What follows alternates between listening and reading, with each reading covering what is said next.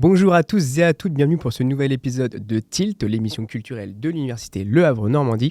Alors aujourd'hui, on va reparler cinéma puisque cette année, une petite nouveauté, c'est qu'il y a un nouvel atelier cinéma qui est animé en la personne de Benjamin Coquenet, qui est venu pour nous parler un petit peu de cet atelier et de son travail au sein de celui-ci. Il est venu accompagné aujourd'hui de Lucas qui est un étudiant à l'université. Donc cet atelier vise à découvrir un petit peu le cinéma, comment ça fonctionne, un petit peu de théorie, mais aussi beaucoup de pratique et essayer de travailler son œil. Et à la fin de cet atelier, l'objectif est de réaliser un petit film interactif dont on parlera un petit peu après. Déjà, on va commencer avec toi, Benjamin, pour parler un petit peu de ton approche. Donc, dans ces ateliers, tu n'as pas vraiment forcément une approche technique, tu amènes plus un travail de regard, de comment voir les choses, essayer de construire quelque chose. Est-ce que tu peux nous en dire un petit peu plus sur cette façon d'apprendre le cinéma ? Alors, apprendre le cinéma, c'est poser plus un regard que de maîtriser des outils. Aujourd'hui, les outils, caméra, micro, sont automatisés, assez faciles d'utilisation. Les jeunes les utilisent sans nous, hein. Donc quand ils arrivent dans un atelier, et en fait, sans le savoir, ils ont déjà une maîtrise de l'outil qui est assez efficiente. Du coup, ils produisent des images.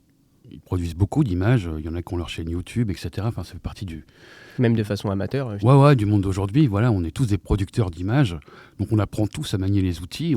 On apprend à les maîtriser. Donc, du coup, moi, j'apporte quelque chose en plus. C'est produire des images, c'est bien. Produire du sens, c'est peut-être mieux.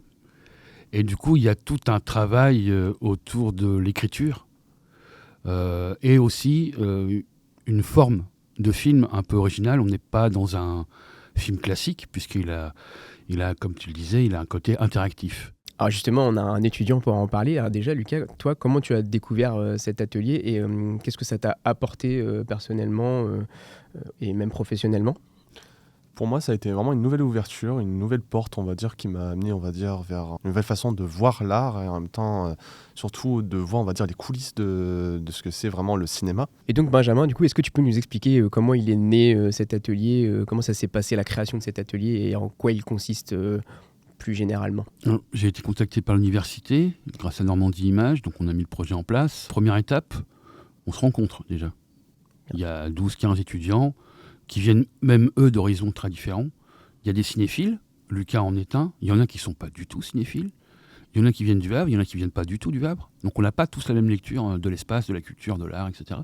Donc voilà, on échange, on discute, on regarde des films, on réfléchit, je leur montre ce que c'est qu'un film interactif, l'écriture. Voilà, donc je leur donne un squelette qui est la poursuite. À partir de là, on brode. Donc ils découvrent comment on caractérise un personnage, comment on pourrait filmer l'un et comment on pourrait filmer l'autre, puisque les sensations ne doivent pas être les mêmes. Voilà, on écrit, on réécrit. C'est un palimpseste, on ne fait que réécrire le même film. Ensuite, visiter le Havre, trouver les lieux.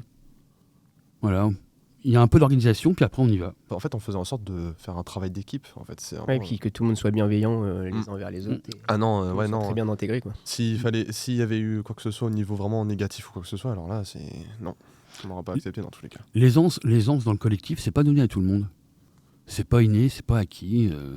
Voilà, donc il y a des gens qui sont très à l'aise, il y a des gens qui sont moins à l'aise. Et en fait, tout le monde a plus ou moins accordé ses violons pour que ceux qui sont très à l'aise laissent un peu leur place à ceux qui sont peut-être moins friands d'être sur le devant de la scène. Mais pourtant, ils ont besoin d'être là. Et du coup, ça, c'est plutôt un groupe assez équilibré. D'ailleurs, il y en a qui se voient maintenant en dehors, je crois. Voilà, même plus.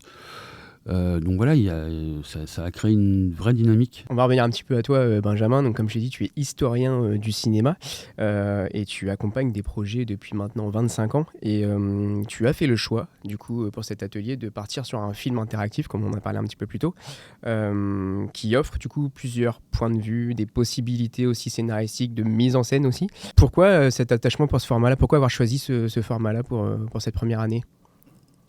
Parce que c'est une forme expérimentale, donc on a besoin, nous-mêmes les intervenants, au bout de 25 ans, de se rénover, voilà, de se renouveler, de se rénover. Donc ça faisait longtemps que je n'avais pas fait un film interactif. C'est une forme qui est encore un petit peu à la marge, mais moi je trouve ça assez intéressant. Ça change du film, entre guillemets, classique, même si ça reste toujours une aventure, mais voilà, la dimension interactive, c'était assez marrant parce que ça me permet, moi, d'interroger quelque chose. Voilà. C'est-à-dire qu'on connaît tous, je crois qu'on a tous le souvenir, du moins les gens de mon âge, de choses qui s'appelaient les livres dont vous êtes le héros. Dans les années 80, où à la fin de chaque paragraphe, on pouvait choisir entre aller à gauche ou à droite, ou prendre l'épée ou prendre la hache, et de là dérouler un mécanisme, un chemin, qui mène à une finalité. À une finalité. Donc soit on échouait, soit on réussissait la mission. Donc à partir de ce principe-là, aujourd'hui tout ça, ça existe, puisque quand on y réfléchit, un site internet avec ses systèmes de liens, c'est une sorte de voyage entre plusieurs arborescences. Donc c'est un croisement entre l'arborescence du site internet et le film où on peut choisir en fait. Alors du coup, la variation chez nous, elle n'est pas d'ordre narratif. C'est-à-dire que l'histoire va rester la même. Okay. Par contre, on peut la vivre de différents points de vue.